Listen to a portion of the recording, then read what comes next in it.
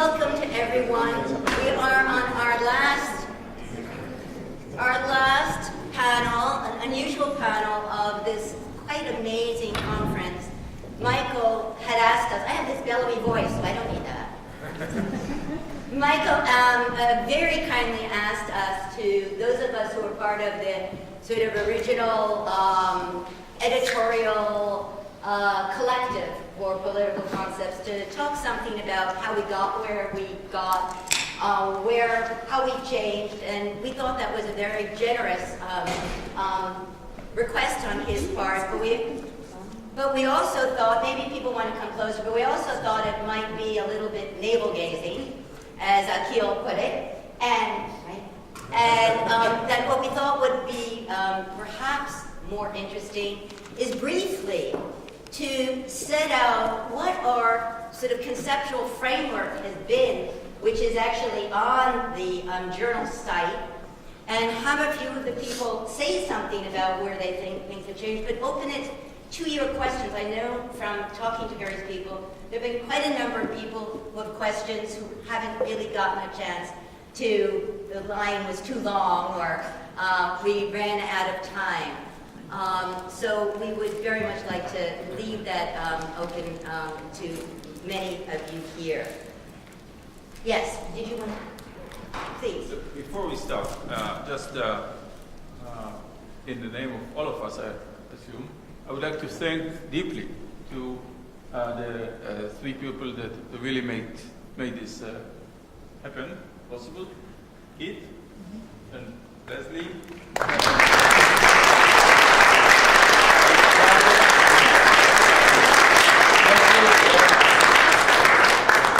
I do want to take the opportunity, if I may, just to say one thing that's been really, really striking to me, and I think to many of us in this particular conference, but looking over them over the last 4 years, is how much they shift in terms of the kind of transgressive quality people each have towards their own discipline, kind of non-disciplinary rigor with which we all work, but also it has to do with the particular configuration. This year, more than ever, we've had more people in comparative literature, just in a literary mode. And I think Eduardo brought up something there, that's really important, that we're not only thinking about these concepts, but do we even know what a political concept looks like when it takes on, as you said, another figure, another image, in which its very modality and the very style and manner and form in which it appears is different. And we want to keep that. That is the embarrassment of riches. That is exactly what we want to do. There's a quality also that I'd like to just very quickly speak to, and that I think there's a kind of transgressive feeling also towards the authority of philosophy as the site where concepts are made, right? And that is the site of the creation of concepts. And the point that Akil brought up is on vernacular conceptuality is probably one of the hottest topics right now in some of anthropology. That there are all kinds of local vernacular forms in which people are mounting critique. And we need to be better at recognizing those vocabularies. And I think that is something that's going on in a lot of different places. And the second part of that is how much we are bound to conceptuality itself, and how much of non-conceptual, that which can't be contained within the concept, is in excess of the concept, is as important politically to a lot of what we're thinking about. So some of us have been thinking that we might actually do a conference, or maybe one of our lexical entries on non-conceptuality itself. Anyway, that's what all I wanted to say within this, but I wanted to read this, and I don't know if it's clear to everybody from where you're sitting, but this is something that, that Jay mostly read and we all contributed to, and that's been up on our website for the years that we've had the journal. Political Concepts, a Critical Lexicon, is a multidisciplinary web-based journal for now that seeks to be a forum for engaged scholarship. Each lexical entry will focus on a single concept with the express intention, Etienne, of resituating it in the field of political discourse by addressing what has remained unquestioned or unthought in that concept. Each entry will serve as a short defining essay for a concept.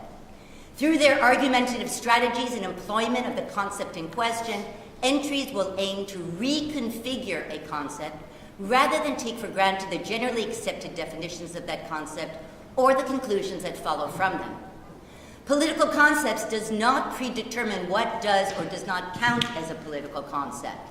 Our aim is to expand the scope of what demands political accounting. And for this reason, we welcome essays that fashion new political concepts or demonstrate how concepts deserve to be taken as politically significant. It is our view that politics, in quotes, refers to the multiplicity of forces, structures, problems, and orientations that shape our collective life. Politics enters the frame whenever our lives together are staked and wherever collective action could make a difference to the outcome. As no discipline possesses a hegemony over this critical space, we welcome submissions from all fields of study. Final paragraph, and then I will be quiet.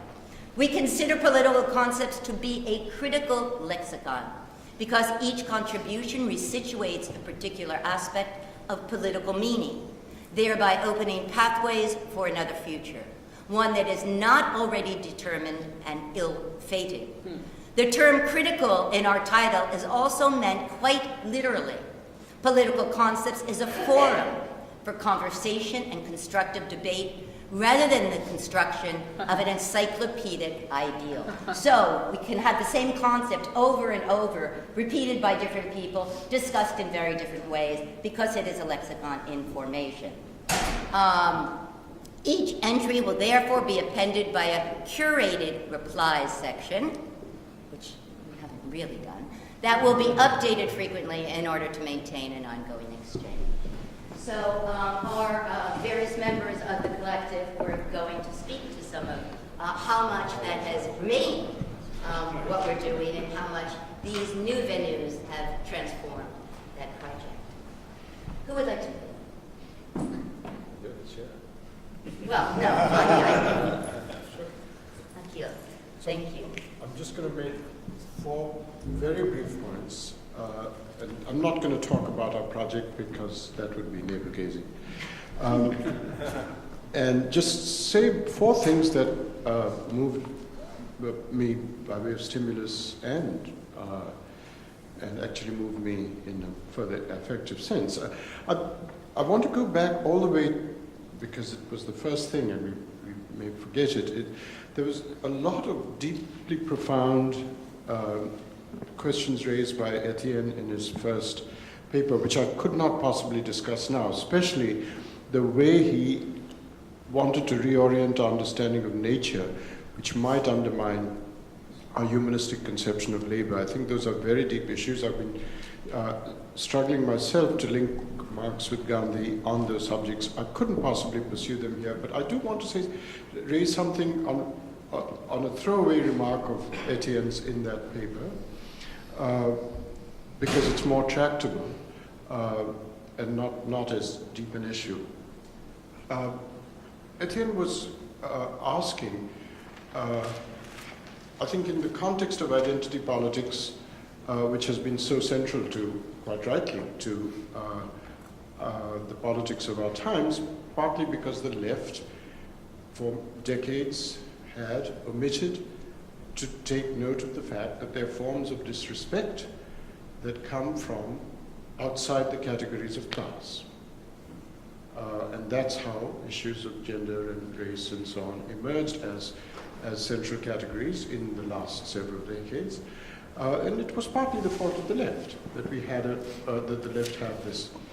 And Etienne, in his thing, in a throwaway remark, he said, well, we can't really see Marx as an outdated thing because it would be jettisoning, he said, jettisoning a certain kind of critique about whose centrality he wanted to at least gesture, but he didn't, because it was throwaway, he didn't. So let me put the question to us in as crisply as I can. Here's a counterfactual to ask, might it be a way of stressing in what sense class remains fundamental? And here's the counterfactual. Such gains as we have made in gender politics, gender justice, and racial justice, etc., caste justice in India, such gains as we have made, would, if those gains, counterfactual here, if those gains had really fundamentally threatened the class relations and the corporate stranglehold of society, would they have been allowed? I think that counterfactual expresses the sense in which class might still be fundamental. That is, would they have been allowed if they had threatened class relations? Now,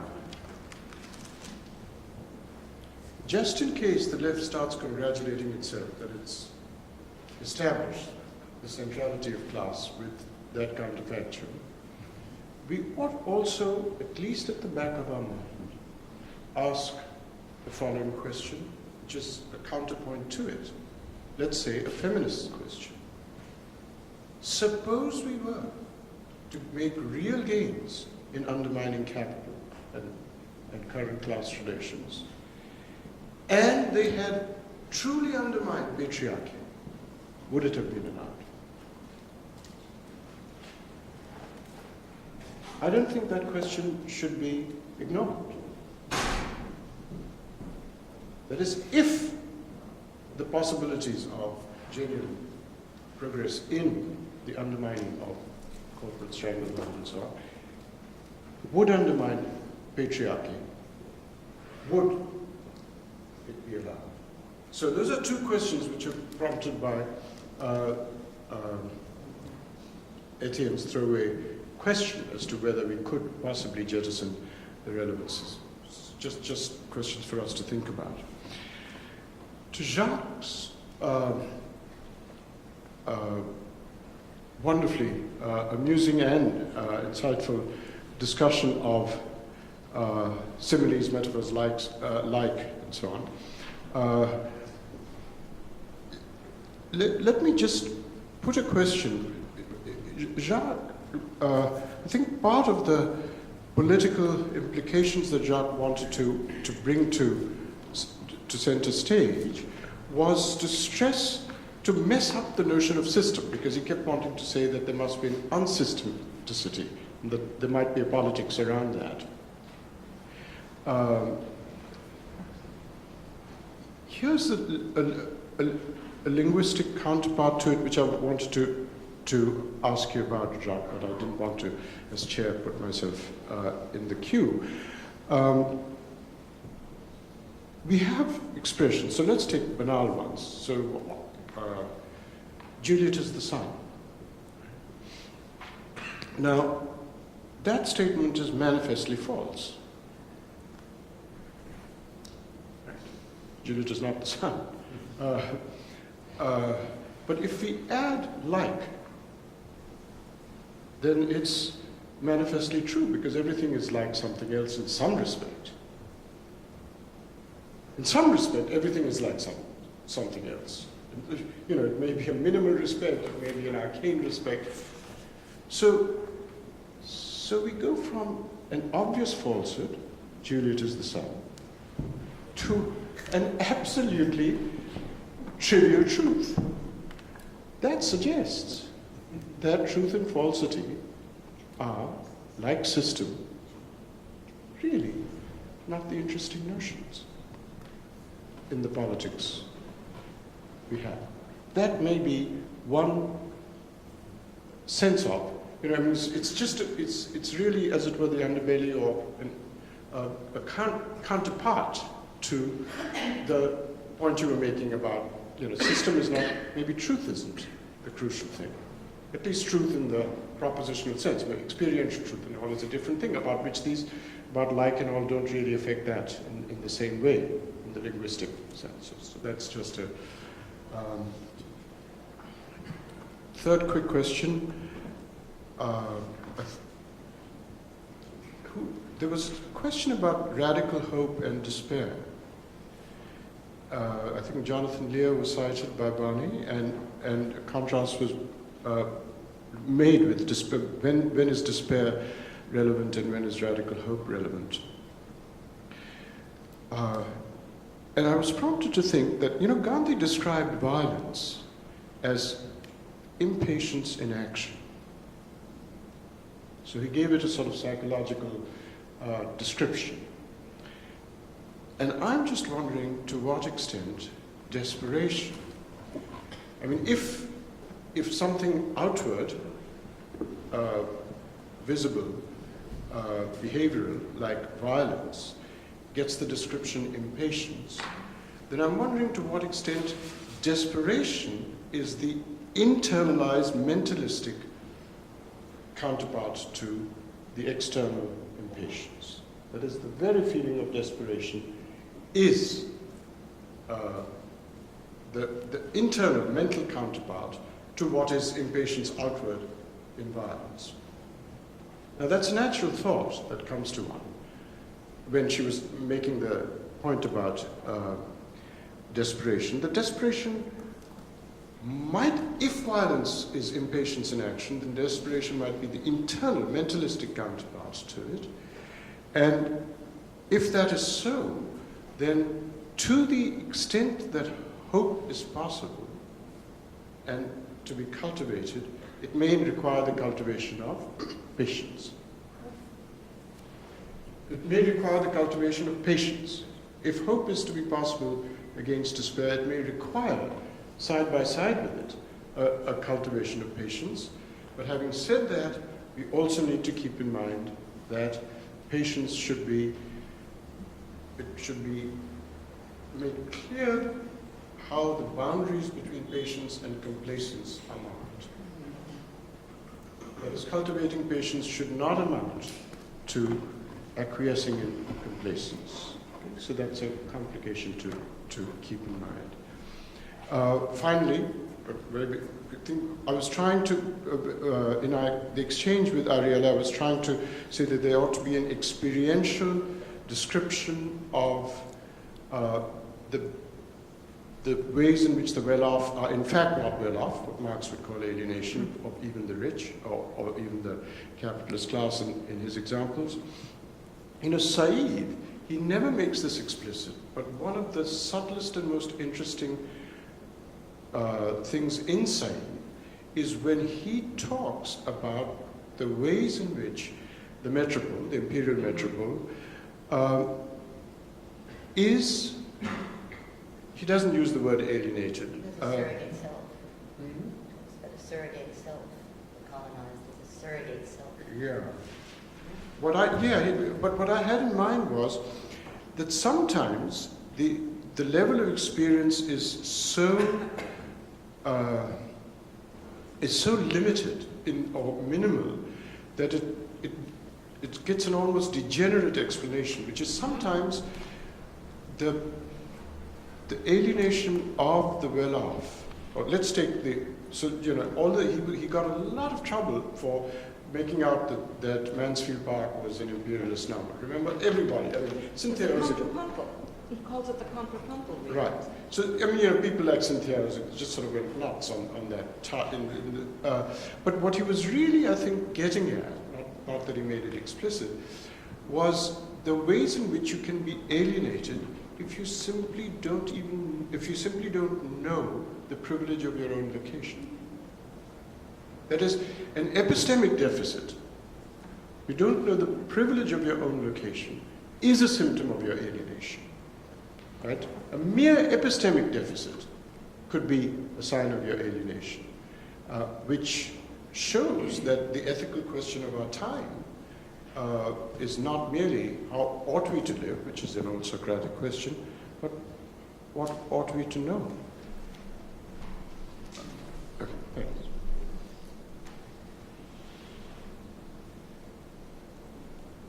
Jay?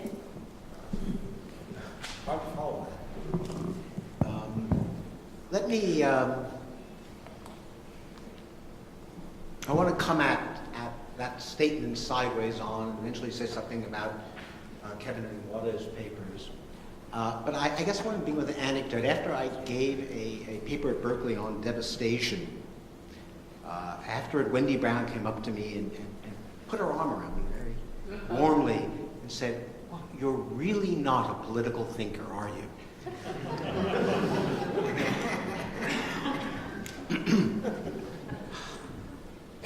Maybe not. But here's my story. Like lots of people, I went into philosophy wholly to think about politics and wholly to figure out what a radical politics should be and would look like. And I found, I confess, nothing in the tradition of political thought that inspired me. It looked like a repetition of the same metaphors, the same concepts, and therefore I thought that I needed to work sideways on. And originally reading Macherey on literature, and then finding Lukács and Adorno and Benjamin, they were in a similar position because they were asking why the revolution failed, and turned to culture as a phenomenon. And this seemed to me fitting because, and here I need one little bit of frame, my assumption about politics, about revolution in particular, is that all revolution is an experiment in what it means to be a human being. That's what I take Lukács's theory to be about. That's essentially what he says in the essay on historical materialism. And that's how my late friend Cornelius Castoriadis read him and wanted to produce it. That is, that we're not just repeating something, we're trying to create something new about what it means to be human beings, what it is to live in a society, what it is for politics to be.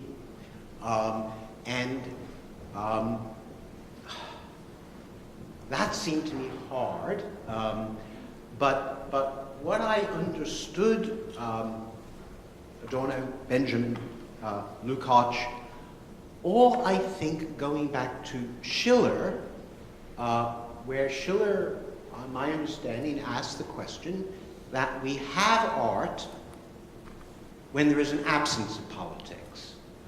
That culture just is the absence of politics. Schiller says that explicitly. And that therefore culture is the effort to remake the selves and remake our lives, or imagine or reshape concepts in order that a politics might be possible. So that for me, the project of political concepts is the question of how do we renew the political thing? And the discovery and my urgency in joining onto this project was it turned out that I wasn't alone in my study thinking about this, that friends in departments of literature and sociology and politics and anthropology all over were actually asking the same question, and nothing was worse than when we were all separated. So that the notion of the journal was that separation was the most arbitrary thing, and that we needed a forum of joining about what it means to renew the political thing. And one moment of that, at least on my taking, is that since I take it that on my feeling that where we are is determined by a concept of the concept, and a concept of reason and rationality, we must undo that concept of the concept, must undo that concept of rationality, and that the non-conceptual, right, is what has been cut out from these spaces that we urgently need. And at least, and now I'll just give my one-sentence reading of Kevin and Eduardo's accounts. I thought Kevin's paper was, I mean, I thought they were both extraordinarily beautiful papers, and powerful and moving, and also, in my sense, devastating, which I should remind you that one of the things Benjamin says is about actually talking about movies, maybe even about Walt Disney, is teaching human beings to laugh and cry again. That laughter and, you know, comedy and tragedy, laughing and crying again, which are limit concepts, right? You laugh and cry at the moment when you have no conceptual resources, is the point. Plessner's great point, right? That those are the moments when we cannot master them and must acknowledge. But they are more, and that's what I thought was that beauty of Kevin's account, because in his paper, he perfectly captured the moment that only at that moment where the concept of the city gets emptied, right, by being made back into just a word that rhymes with another word, that is a shift from the symbolic to the semiotic, does suddenly the city become a site of loss, right? Which is, you know, a great Benjaminian idea that only in that moment of seeing the obsolescence is, right, a future possible. That gesture, and that meant that we are bound to that, not as our inhabitation, but as our lost object, the very place we are. Eduardo's account, I thought, the moment that was meant to fuse the argument was when he said, when the trees throw shadows, they are proto-cameras. That trees are cameras. That is, they are not things, but already in the business of the images, where every image is an image of both, as he said, the living appear as dead and the dead appear as living, and hence the fecundity of the image beyond our possibilities of control is a space to which we are bound, and only by our resistance to it, by demanding the notions of person and thing, right, do we shut ourselves off from what demands our acknowledgement. And that, I guess, I mean, maybe I'll end with what Akil said about patience. I take it that that's a question about not just mourning, but the responsibilities to the dead, that if we don't have that, then we cannot have our present.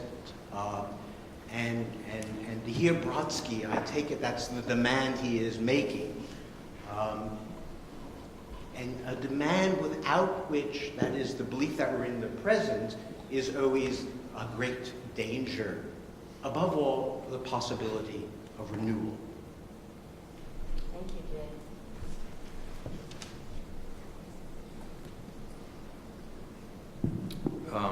Yeah, some of my comments will resonate with this. I want to come back to, I'll start by coming back to a comment I made kind of off the cuff yesterday in relation to Kevin's paper. And I think with Adi's argument very fresh in my mind, that it's not only that concepts, it's not only that we are seeking to imagine concepts that are not understood to be political and bring them into the discussion. But more than that, political concepts really involves making concepts political, which I mean bringing concepts in a field of contention, which again, echoing Adi's argument also, a space of coming together in the notion of the con without necessarily agreeing. Now, I think that what we saw today particularly, I was struck by both Eduardo Zenjac's, what I think is a non-identitarian notion of conceptualization. Things are not quite themselves because they're always registering the mark of being like themselves or of rhyming with themselves, as Eduardo said really evocatively. Now, this non-identitarian notion of conceptualization epitomizes for me the making political of the concept. I'm using very awkward phrasing here, thinking both in Greek and in French in many ways, the politikopoin of a concept. And it seems to me that keep in mind always the con element, not the trick element, but the proposition that brings together, right? The co-generating, the coming together to grasp together, as it were. So we've seen a lot of poetry and a lot of photography in this particular session. In this particular conference, and it seems to me that the poetic and the visual, I would argue in light of what I'm just saying, politicize the conceptual in a particular way. They politicize the conceptual by undermining the logical certainty of the propositional basis of each concept. And they do that by opening a sphere of contention in the logical content of the conceptual form. It's one thing to say that concepts are ambivalent and polysemic, and another to attempt to address this ambivalence and polysemia by virtue of logos alone, because that presumes at some level or other, even if in name, to analyze, resolve, and structure the ambivalence and polysemia, while the poetic and visual almost not only does not propose to do that, but it may not be able to do that. Because it does not, it cannot conform, I think, within the boundaries of a logos, despite the fact that we're all using language here and reading papers, even if with images. Now, there's a difference here between grasping and understanding, or between apprehension and comprehension. And I'm thinking very much, there's a lot of Benjamin in the air. The essay on Kafka, where he really does a beautiful job of making that clear, the difference. Where comprehension, of course, clearly, it requires some sort of resolution at some level, even if then it gets renewed and so on. Well, apprehension is always ephemeral and partial. Not in that sense possible to be resolved. It happened, it's instantaneous. And it is, of course, another way of understanding, and we can discuss that further. But this instantaneous element, this partial element, this ephemeral element of each one's apprehension in this context that we're discussing, is mitigated by the coming together of the grasping together. So it's kind of interesting. I thought of the effort not to be alone resonated with me here a lot. While the thinker who labors over a concept alone is the exact opposite of what I am imagining. Now, it's interesting. This is actually, you have to trust me, please. I didn't stage this. By chance that I discovered in my notebook the very first program from the very first session, which I've kept as a memento because I really thought it was an extraordinary thing. I never thought it would ever get repeated, really. And it says, it's really slightly different, interesting to reflect. Yeah, Radical hope, yes. Yeah. is the 3rd and 4th of December 2010. It's called Reworking Political Concepts, and the subtitle, A Lexicon in Formation. Now, reworking has been dropped. A lexicon in formation has also been dropped, except that Annie, in fact, invoked it by memory. I want to appropriate the motion or movement or whatever of this coming together I'm talking about to this original kind of overall framework of reworking political concepts on the one hand and lexicon in formation on the other. There's a certain tension of reworking, which means going back to something that presumably exists and troubling it retrospectively and perhaps working at it retroactively, thinking it retroactively on the one hand, and then a process of actually forming something, a kind of looking ahead to what is in fact uncharted. And this is the terrain of the political concept, the way I described it. In the uncharted, in the sense, is a space where both the work of poiesis happens, I'm echoing Jay here too, and also where the political terrain of the concept is staked out. The political terrain being not that which the concept denotes, but the space in which we actually come to think a concept together. That's it for me. Thanks so much. Adi. And then we will open it. Thank you. So I'm speaking as a veteran of about 15 conferences like this. Most of them in Tel Aviv, but in New York and in some other places. And I emphasize this because I believe there is a real process of learning here and development, and I would like to emphasize this. We started, both in New York and in Tel Aviv, with addressing people, inviting people to address political concepts, in which it is as if obvious what is a concept and what is political. It is never stated as such. No one tells you what is political and what is a concept. This is precisely the point of departure or the entrance into the conversation, where it is up to the speaker, the author, to decide how he or she is conceiving the conceptual work that she's doing, and the political aspect of what she's doing. And this openness, I think, is one of the conditions for the openness of this entire project, for various disciplines and for various perspectives, both cultural, political, etc. Although we clearly we are clearly distinct by a certain vernacular, I think, as Elias told me. I coming from somewhere else, I feel there is a vernacular that I have to learn. But there's always some people with different vernaculars, always.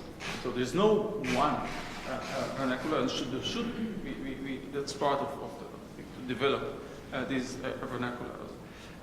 So the question, what is a concept and what is the political, must always be, I think, somehow, explicitly or implicitly at stake.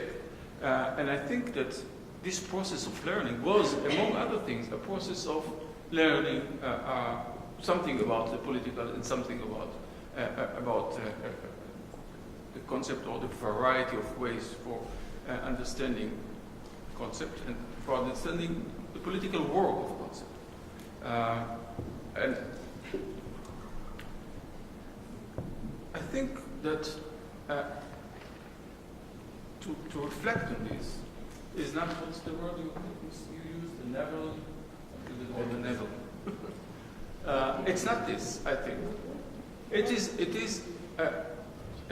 is a necessary reflection on what we are doing, because I take it as a large experiment that involves as many people from the humanities and social sciences as possible, in which, on the one hand, as Kevin said yesterday, we give assignments. It starts with an assignment. There is a kind of an invitation with a specific assignment, with some guidelines. But then everyone is on his own, right? Yeah. So I think this experiment is important to be. It is important to record the experiment that we are doing it, and to follow it with a kind of meta language, without, of course, without forgetting that this is just one aspect, and very precarious, and everyone has his own or her own reflection on this.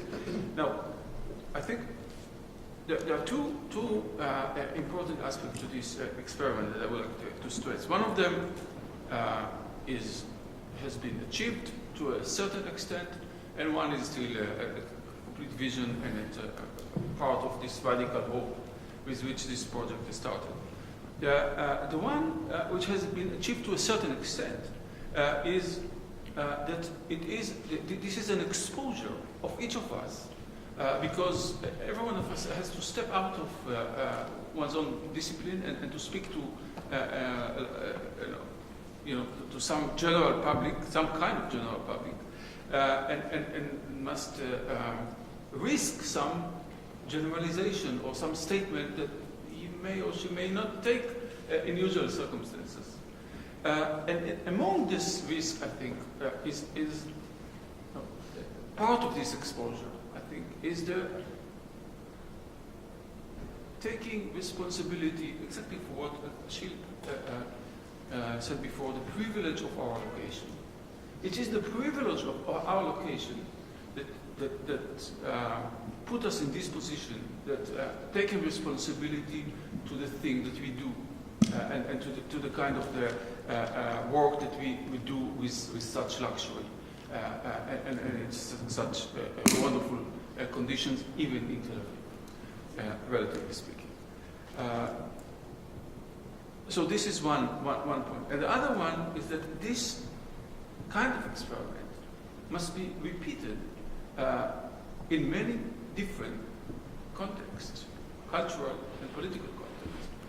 In order to be, to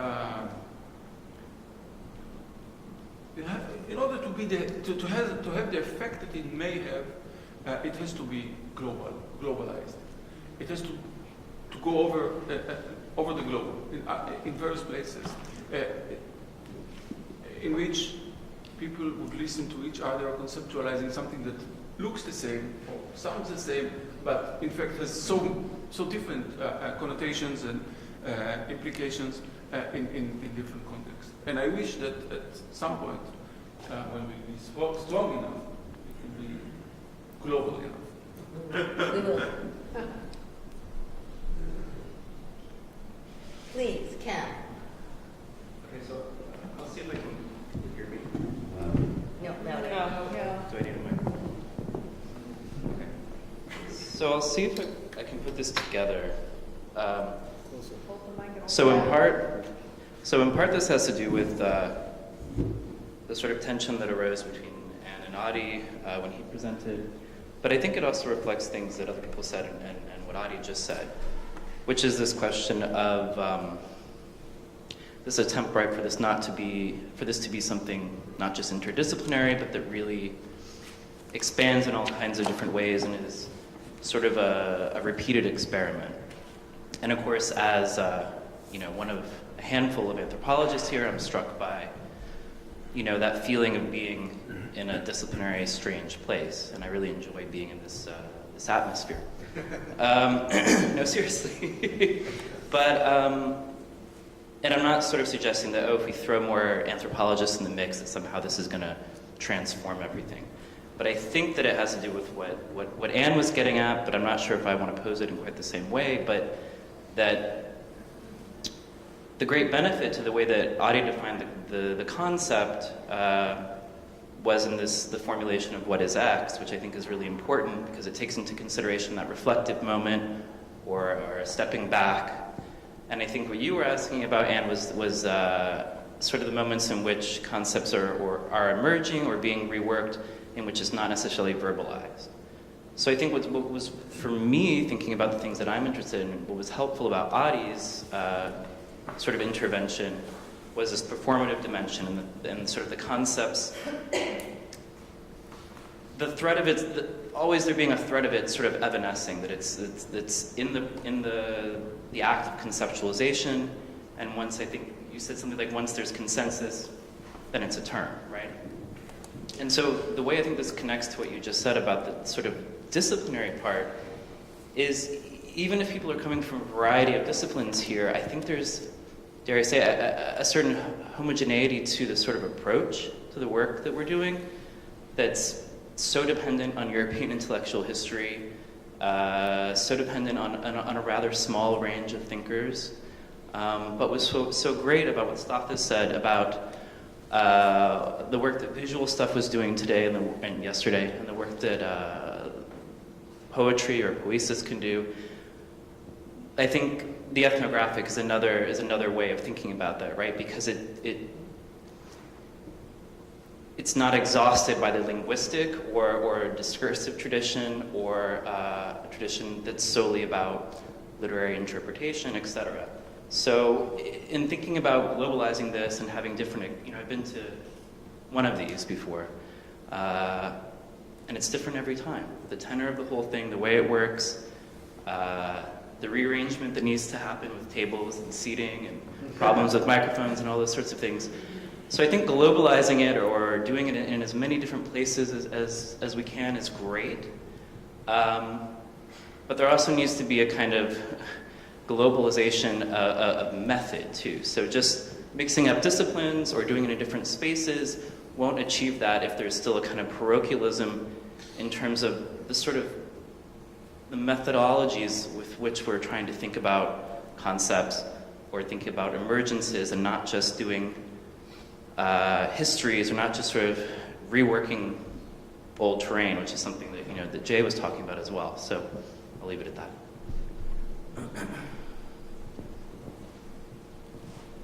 Eduardo.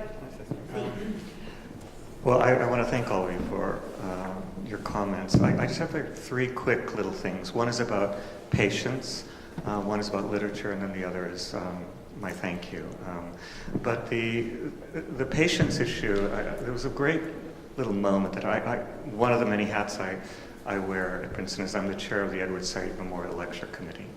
And some years ago, we brought Chomsky to Princeton. And in the discussion afterwards, after he gave his talk, one of a young female undergraduate got up and said, "I just don't feel that there's any hope at all. Nothing ever changes. No matter what we do, nothing ever changes."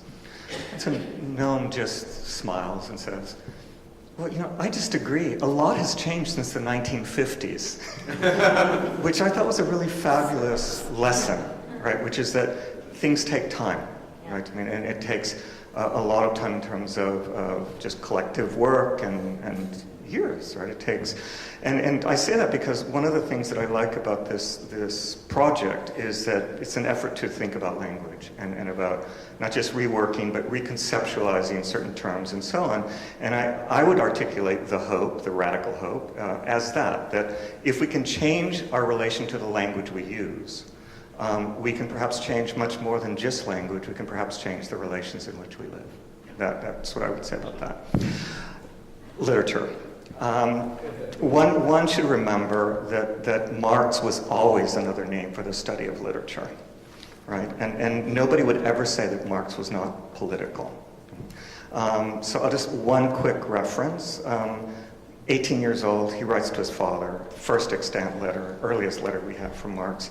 And it's kind of an apology. It's like Kafka's letter to his father. It's Marx writing to his father and apologizing almost, saying he's sorry that he's working on literature. But it's the moment when he says he's reached a turning point in his life. And he's going to let go of poetry. He's going to stop writing poetry, novel, play, which he was doing, and start taking classes in law, philosophy, politics, economics, etc. It's the moment when Marx, as we know him, is presumably born. In the middle of the letter, he says, "A curtain fell." So he totally theatricalizes the moment. And at the moment that he says that I want to, nevertheless, even though I'm leaving literature behind, I want to erect a memorial in order to memorialize the passion that I have had for literature. Right? And so my argument is, in fact, that his memorial is the rest of his work. Right? And in fact, there is that moment, there's the moment when, in the same letter, I mean, he's mourning literature, and at the same moment, he's writing it. Toward the end of the letter, he apologizes to his father for his handwriting. It's 4 a.m, the flicker of the flame of the candle is going out, and he's surrounded by, because the flame is flickering, agitated specters on the wall. Right? So it's a totally literary scene. And, you know, this is a guy who could recite Goethe, read Shakespeare, all these things. He had his children stage scenes of Shakespeare yearly. And this is somebody who reads royalist politics in terms of Balzac, through the lens of Balzac, who reads the young Hegelians through Don Quixote. This is somebody who understood that literature could be a lever for doing politics. And you mentioned Benjamin, but there's Adorno, there's Lukács, Jameson, Etienne writes on literature. So I just wanted to say that there shouldn't be this anxiety or nervousness about doing literature. Right? Because I'm not saying there is, I'm just saying in general there shouldn't be. That literature is something that I think does provide an opening onto, and if Marx can do it, we can do it too. Right?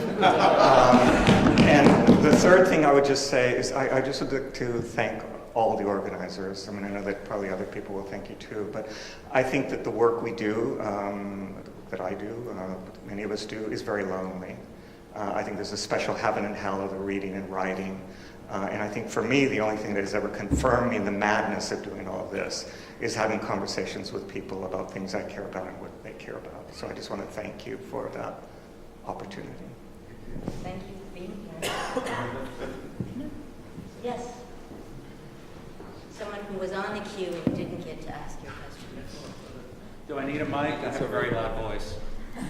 Everyone says that. Thanks. Okay, is this better? I'm very interested in discussion at the end because I was also taken by what Stapis called the Adi's non-identitarian, the sort of the non-identitarian notion of the concept, and the idea of posing it against the non-conceptual, which Adi often framed in relation to language games, but in passing. But there was at least one passing reference to Adorno, and so we know there's other traditions involved in this, and of course, and Jay's very interested in that. You know, I want to, but then I'm looking at the examples of the non-conceptual that's come up very, very quickly in this discussion here. We hear about film, we hear about the visual, etc. And you know, what if those are conceptual?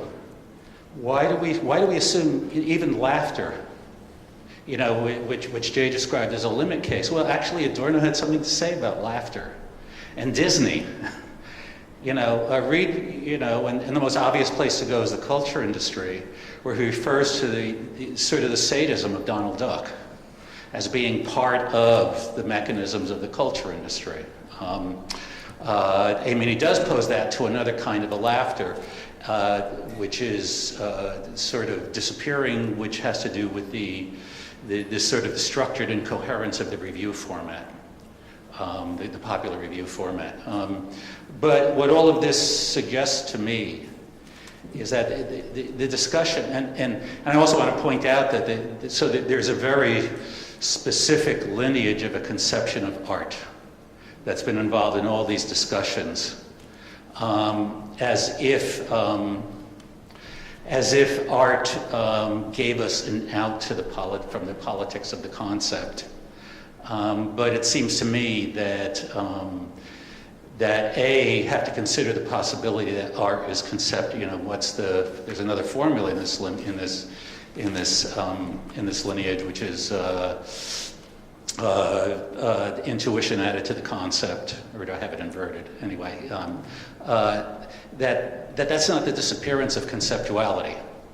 Okay, And so there's a danger in looking to the otherness of the politics of the political concept out there. And there's another way to put it is that it seems to me, a politics of the non-conceptual. I mean, I was trained in film scholarship, and it's kind of tough for me to imagine, film as being outside political concepts. But I think that's all. Thank you.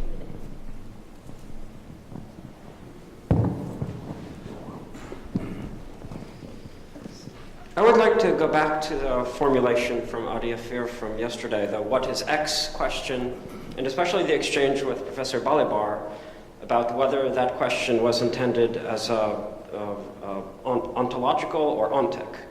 And I took it during your presentation that you must be speaking about, you're asking for an ontological clarification. You use the term ontological epoche, if I remember, as being, the avoidance or resistance to go to that question to try to identify. And I think what's at stake is something very interesting, that if we want an ontological clarification of our basic political concepts, for example, freedom, if we want an ontological clarification of freedom, it requires a full-blown ontology to some extent. That is, we have to maybe not pose the question of being, excuse me, I may have to cut my question short, sorry. It will be short in any case. Not that we have to pose the question of being in a Heideggerian sense necessarily, but we have a kind of implicit understanding of the setup of reality, right? We know the place of human being, the place of nature, for example, the place of art, language, whatever. We have when we try to clarify ontologically a political concept, we also clarify how we understand the world at all. And when I'm thinking of a phrase from Michel Foucault, actually, he uses the term an ontology of ourselves. It's a little phrase that comes up when he talks about Kant's famous piece Wassersaufklärung. And he believes that Kant is beginning this. That is the first example that we have. Kant is undertaking something like an ontology of ourselves. And Foucault explicitly says, this is what I'm doing too. And what I would like to point out, it's not and maybe this is a suggestion for sort of understanding this whole endeavor of trying to clarify our political concepts, that we don't live in the period called the Enlightenment anymore, that our historical period is called the Age of Information. And I would suggest that there are a number of important concepts related to information that should be included and should be clarified in a sort of political sense. That's my observation. Thank you. You want to say what you think they are, quickly? Well, beginning with information itself, or words like system and network, program, algorithm. These are all crucial words that we should try to, elaborate on their political significance. Thank you. Yes, Ellen.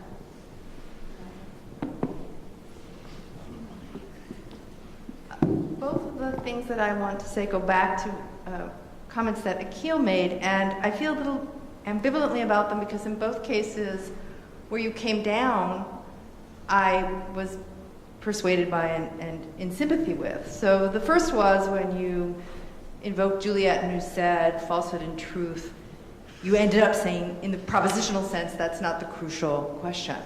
But I would actually say that Juliet is the sun. And that she's not a fiery ball in space, but we should stick to the text and struggle with what the sunness of Juliet is. And I don't know that in any way disturbs the trajectory of what you said, and I don't know if Jacques would agree, it may be that Juliet is the sun and is not the sun, but that predicate needs to be honored. The other comment that you made was where you asked the question of whether, if capital allowed us to disrupt racism and gender hierarchies, if those disruptions were dangerous to it, would they have been allowed? And then the reverse question, and that reversal, of course, is completely persuasive. But do we really want to think of all of the transformations that the left broadly has been able to put into place where only changes that were allowed? Have we never imposed changes? That, had capital been able to block, it would have blocked. That it's perhaps not so canny and powerful. Because it does seem that if we're only allowed to do what we're allowed to do, it's a kind of a defeatist account of our own project, which I'm sure you didn't intend.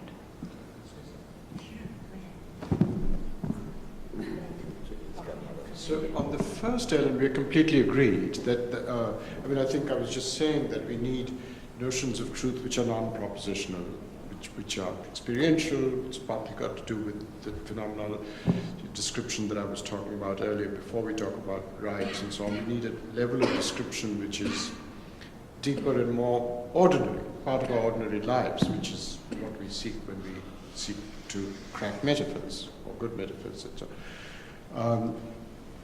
And I think it was just completely of a piece with his trying to undermine the notion of system by making it messy and so on, to do it with propositional truth as well. So really it was just a moment of alliance with what you were saying. About the thing about allowed, my view, I don't know what Etienne will think of this, my view is that Marx absolutely was not a determinist about anything but the economic formation of capital. He did not think that the onset of capitalism was inevitable. The historical materialism narrative is a narrative of the patterns of things, but when it comes to capital, it's the first time that he uses the word logic. He says there's a logic of it. Oscar Lange and all described in terms of spontaneous tendencies which are genuinely deterministic. So it is a juggernaut.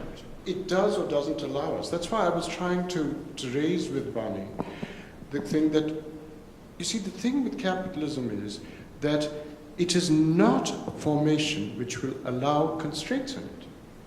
The Keynesian constraints between 1945 and 1980, right, were attempts at saying you can retain capital. Keynes is basically a constraint of demand management within the logic of capital. Right? I think if you believe that there's a logic of capital, it will not tolerate constraints. The only attitude to take towards capital is to transcend it. Because if you merely put constraints and think those could be permanent, the logic won't allow it. That's what I mean by allow. Right? There's some things in which if there is an actual logic, I don't think allow, I think, is a perfectly good term to use. The logic won't allow it. Now, I was raising this about patriarchy and all too. That was purely a speculative question. In fact, I don't even know how to begin to answer it. I do have something to say about the information age, but I think other people will want to. Can I just say that when you were having that exchange with Bonnie, what I thought was, when you were having that exchange with Bonnie, what I thought was, if it turns out that period, that post-war period, was a blip, then the story of it will never be told because the people who will be in charge of telling the stories won't be us. The people, if that moment and the projects that were let loose there and the advances that were made, if we can call them that, although I take the force of what you say about the structural constraint of the logic, if they are all rolled back across the globe, who will remember the blip? Who will even narrate it? We talk about defeatists, so I should stop.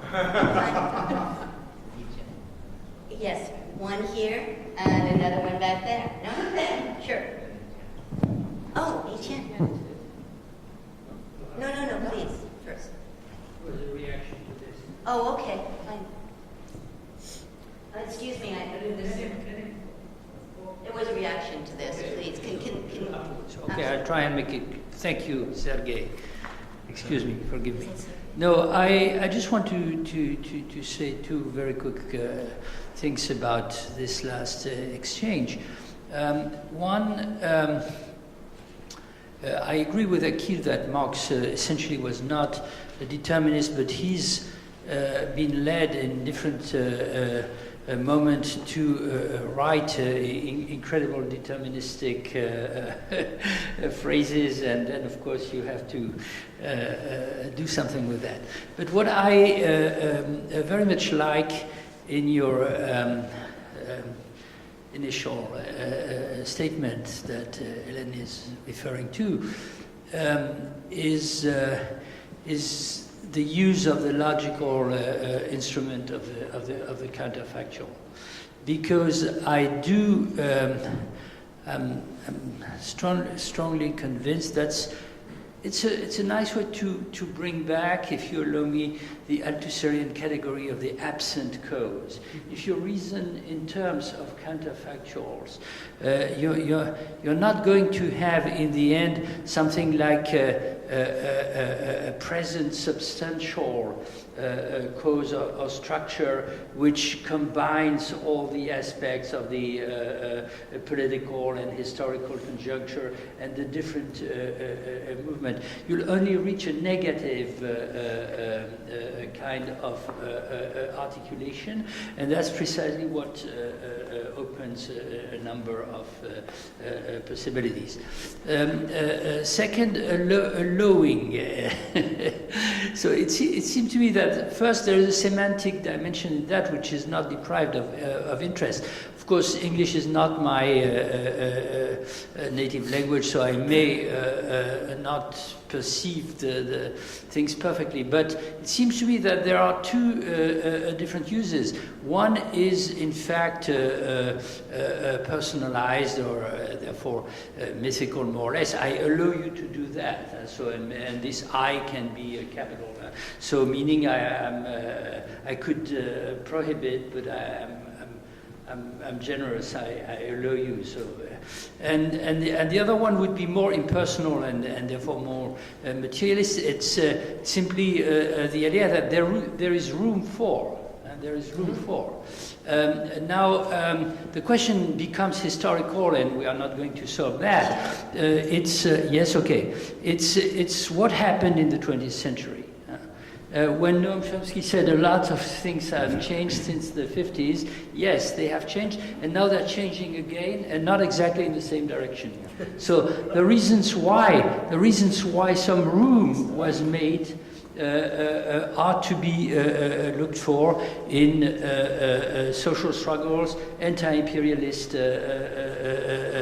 struggles, different types of circumstances, and very active movements, which for a certain period we realize this now more or less blocked certain of the tendencies of the capitalist structure. So that does not create, of course, the liberation of women or etc., but it makes room for, in some measure.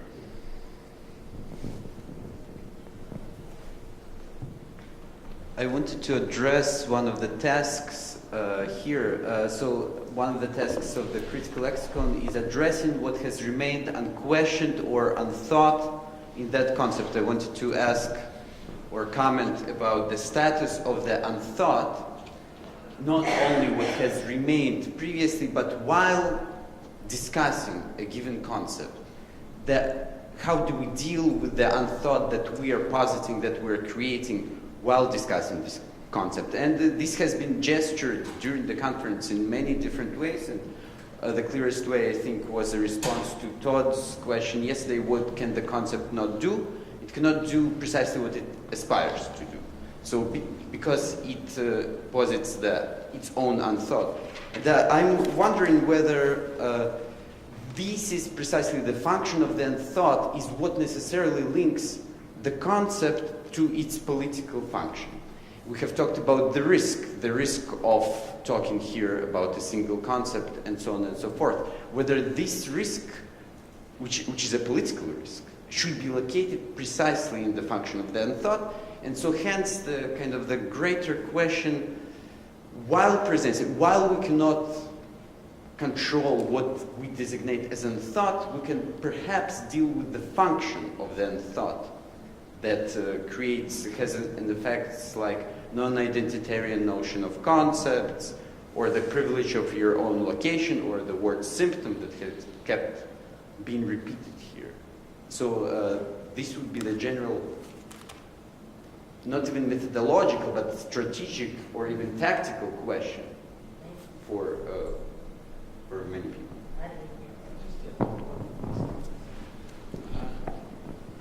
We cannot get rid of the unthought, of course, but we can move it somewhere else all the time.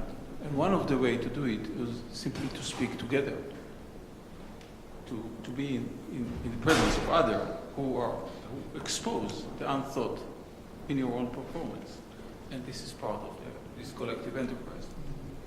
Another response to that, along similar lines, that is something that we've been talking about for some time as we're watching this project shift. In the first issue, I think Adi and I were the only two, because we were in conversation about it, who actually explicitly stated what we thought a concept was.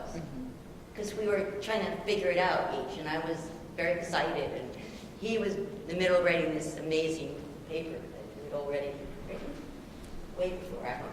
But anyway, the point is that it's increasingly clear that in order to think some of that unthought, and because of the enormous range of fields that people are coming from, and very different intellectual traditions. Some are very similar, it's true, right? There's a way in which there is a vernacular, but it's not all shared, right? Everybody doesn't have the same familiarity with Heidegger and with volume 2 of X, right?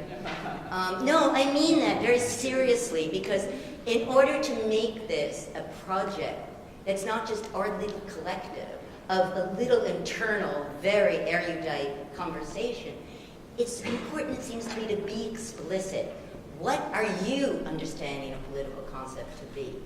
Jacques, Eduardo, Etienne. Not because we're about to, slam you with it, because we want to understand the differences that are part of this. Was exactly what that. I resist the word perform. I know it's my problem. Participate in. Be part of the concept work, the conceptual labor that we're doing together. So I feel that's one of the shifts that we're making, that we need to really be clear and clearer for each other about what we mean by conceptual labor and concept work, because our notions are actually very good.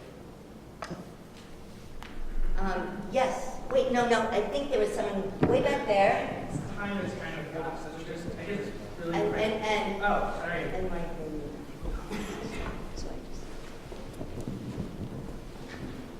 yeah, it sort of passed, but it was just. Oh, you asked. Yeah. So can I have this person who's been waiting a long time, you can go after. Thank you so much.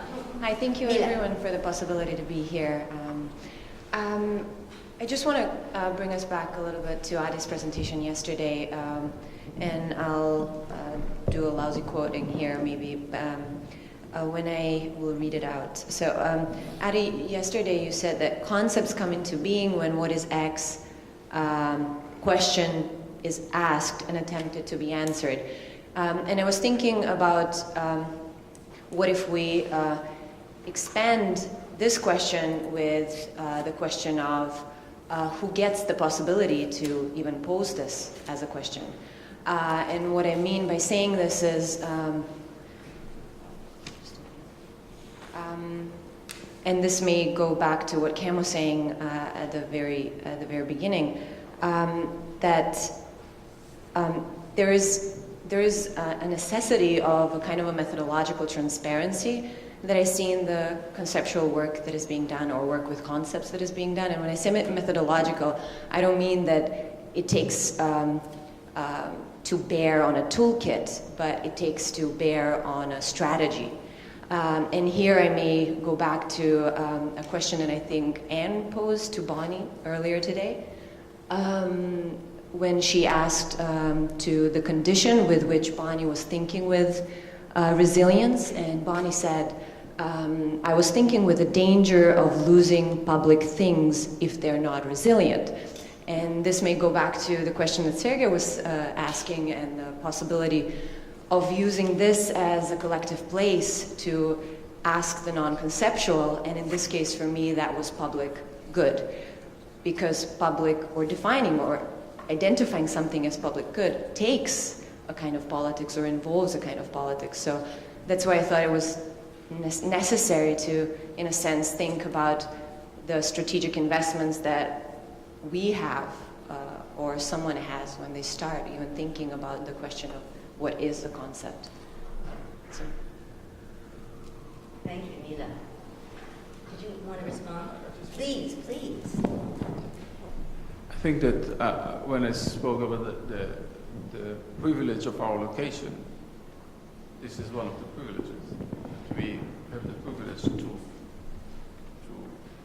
intervene in discourse in such a way and to ask the what is question.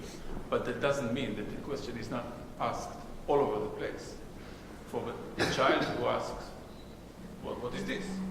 To the protesters or the activists that Ariella showed before. Anyway, we just, I think one of the things that Ariella was trying to say, that we have to listen to this. And this is, I think, one of the risks that you have to take, is to go out reach out and listen to all the places where the question is asked, without erasing, of course, the difference of in the ability to be free to ask it and to answer it properly. We've been here so long, it's class over. I know. We still have 10 minutes? Jacques, please.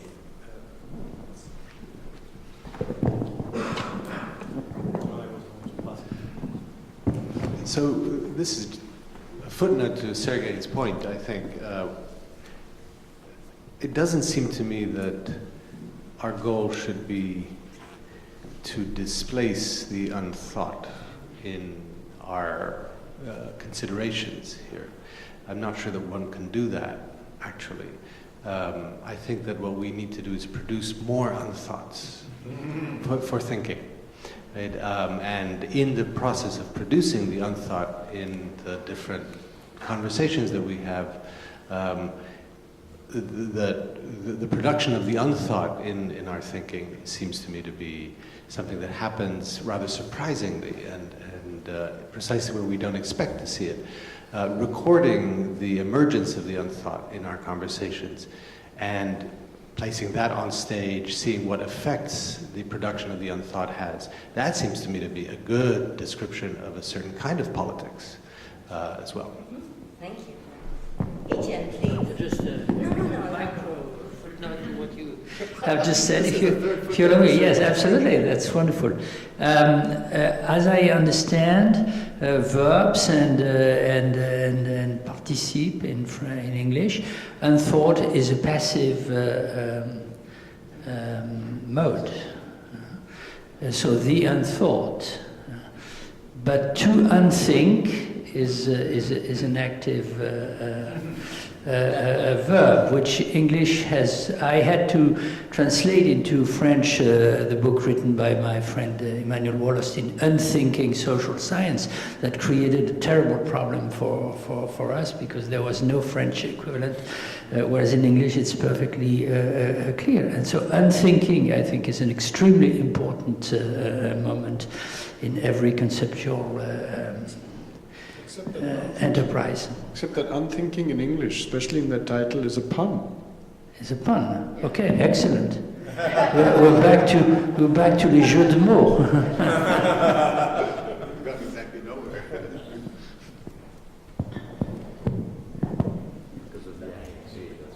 Okay.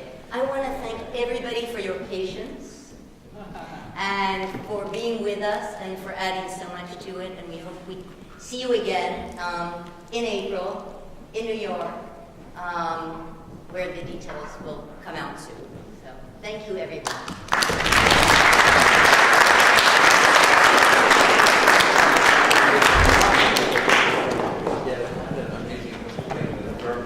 All the guests who need rides to the train station or to the hotel are kindly requested to the first floor where Kit is waiting for you. And all the local